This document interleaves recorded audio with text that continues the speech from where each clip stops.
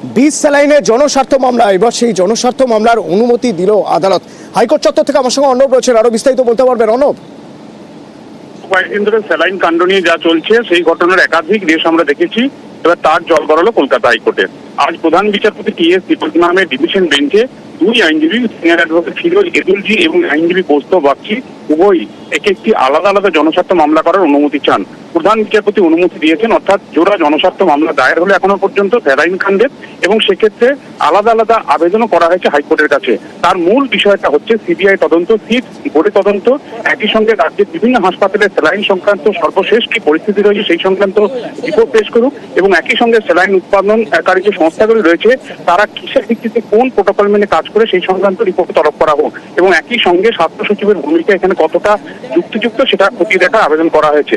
একই সঙ্গে সিবিআই তদন্তের পাশাপাশি যেহেতু ওষুধ প্রস্তুতকারী সংস্থা হিসেবে অনেক ভুয়ো থাকতে পারে, এই জায়গা থেকে কেন্দ্রীয় অর্থাৎ সেন্ট্রাল ড্রাগ যে সেন্টার রয়েছে আমাদের, ড্রাগ কন্ট্রোলার রয়েছে, তাদেরকে দিয়েও পুরো বিষয়টা মনিটরিং তদন্তের আবেদনও করা হয়েছে। বৃহস্পতিবার এই জোড়া জনস্বার্থ মামলা শুনানির সম্ভাবনা তৈরি হয়েছে। ধন্যবাদ।